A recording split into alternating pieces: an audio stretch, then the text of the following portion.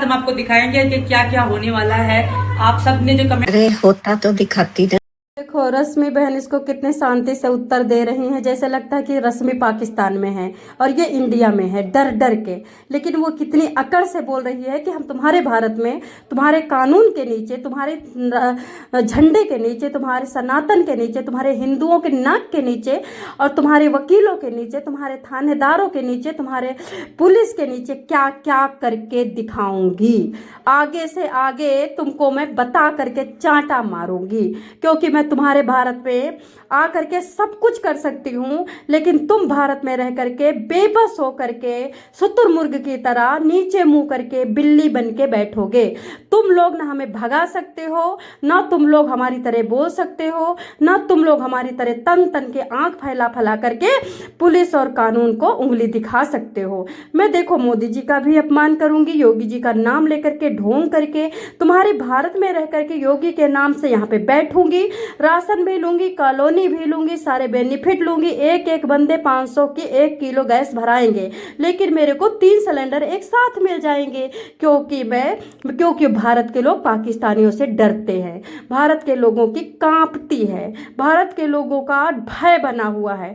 अगर मैं इसको कुछ कर दूंगा तो मेरे को कई सारे सर तन से जुदा कर दिया जाएगा, क्योंकि इन लोगों की मुसलमानों से डरती है।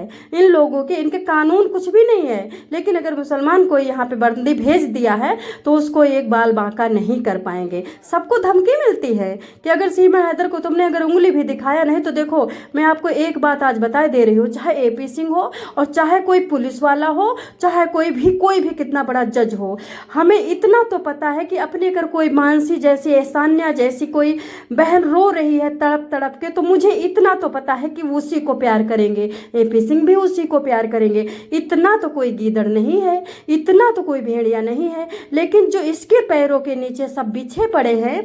अभी तो पता, जो तो संडे को AP सिंह आए थे और मोमिन मलिक जी ने संडे को ही लाइव किया था, तो पहले ही AP सिंह जी ने कह दिया कि तुम चैलेंज कर दो इन लोगों को, ये लोग तुम्हारा बाल बांका नहीं कर पाएंगे, लेकिन ये लोग को हम तुम मिलकर के जेल भेज देंगे, कि कानून हमारे आगे कुछ भी नहीं है, हमारे आगे डर है। डर का मैं बहुत बड़ा भुक्तभोगी हूँ। मैं पाकिस्तानियों से डरता हूँ, मैं हिंदुस्तान के मुसलमानों से डरता हूँ। इनका भय बोल रहा है, ये सीमा हैदर नहीं बोल रही है, इसका भय बोल रहा है हिंदुस्तानियों का, इसलिए सीमा हैदर के कंधे पे हाथ है। जिस दिन सीमा हैदर के कंधे से हाथ हट जाएगा, इनके घर में आग लग जाएगी, इनके घर में बच्चों की लाशें गिर जाएंगी, इनके घर में किसी प्रकार का जीना हराम हो जाएगा, इनका सरतन से जुदा हो जाएगा। कोई सीमा हैदर जैसी औरत का गुलाम हो ही नहीं सकता है। आज ये इतना तन तन के बोल रही है और लोग कहते हैं कि हमारा कानून भीमराव अम्बेडकर ने लिखा है। भैया भीमराव अम्बेडकर जी आइए ना, देखिए एक पाकिस्तानी महिला यहाँ पे सनातन का ढोंग करके आपके कानून की धज्जियाँ उड़ा रही है। आप ऊपर से कितना रो रहे होगे, लेकिन आपके चमचे जो आपका नाम लेकर के यहाँ पे नेता बने बैठे हैं, आपकी मूर्ति को आगे दिखा करके कितने पंडितों को जेल में डाल रहे हैं, कितने राजपूतों को बेटियों को मांग रहे हैं सेक्स करने के लिए, कितनी पंडित की लड़कियों का शुद्धिकरण करके आपकी मूर्ति के लिए। सारा जो कुछ हो रहा है आपकी मूर्तियों को दिखा करके, जैसे नहीं कोई आता है भगवा धारण करता है और रुद्राक्ष का माला पहनता है, फिर भीख मांगता है तो भगवान के नाम पे भगवान को बेचता है, हर हर महादेव कह करके 10 रुपया ले जाता है भिखारी। वो खुद का उसका कोई टैलेंट नहीं है, वो हनुमान जी और भगवान के नाम को बेच करके 10 रुपया कमा रहा है। सेम इसी तरह से आपके कानून के रखवाले जो यहाँ पे हैं, भीमराव अम्बेडकर की मूर्ति को दिखा करके भारत की धज्जियां उड़ा रहे हैं।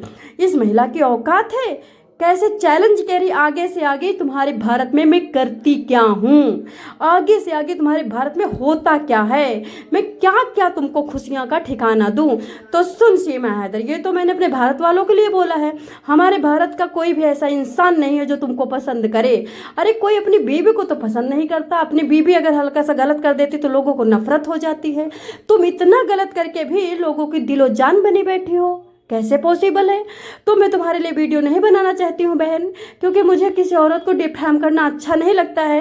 पहले तुम औरत हो जो मैं तुम्हें डिफेम कर रही हूँ। नहीं, हमारी भारत की औरत चाहे जितना गंदा करे हमें वो प्यारी ही रहती हैं, और तुम भी प्यारी होती अगर तुम इतना आंखें ना दिखाती, जो तुम इतना कानून का भंजन नहीं करती, जो हमारे सनातन का दलन और शोषण नहीं करती, तो मैं तुम्हें भी नहीं कहती। क्योंकि सोनिया अख्तर आई थी, मैं सोनिया अख्तर के साथ थी, क्योंकि सौरभ कांत तिवारी की गलती थी, सोनिया अख्तर की बाद में गलती थी, ठीक है, लेकिन यहाँ पे तो तुम्हारी सरासर गलती है। सचिन तो बहुत बच्चा है, सचिन तो गरीबी से निकला है, सचिन तो माँ के प्यार को तरसा है, सचिन को तो कोई दिल से गले नहीं लगाया। सचिन की गलती तो पूरी पूरी है। लालच में किसी तरह से इस तरह की अम्मा टाइप की औरत को अपनी संगिनी नहीं बनाना चाहिए, उनके साथ किसी तरह से सहवास नहीं करना चाहिए। सचिन की तो पूरी पूरी गलती है, लेकिन सचिन बच्चा भी तो है। तुम तो सचिन की अम्मा बन के, बीबी बन के बैठी हो। तो मैडम जी, मैं तुमको आज बता देती हूँ, दुर्योधन इसी तरह ताना कहता था, आगे से आगे मैं बताऊंगा, सुई के नोक भर तुम्हें जमीन नहीं दूंगा,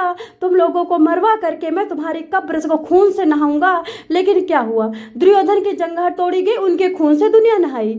सेम इसी तरह कुंभकर्ण कहता था कि हमें तो इंद्रासन चाहिए, निंद्रासन मिल गया।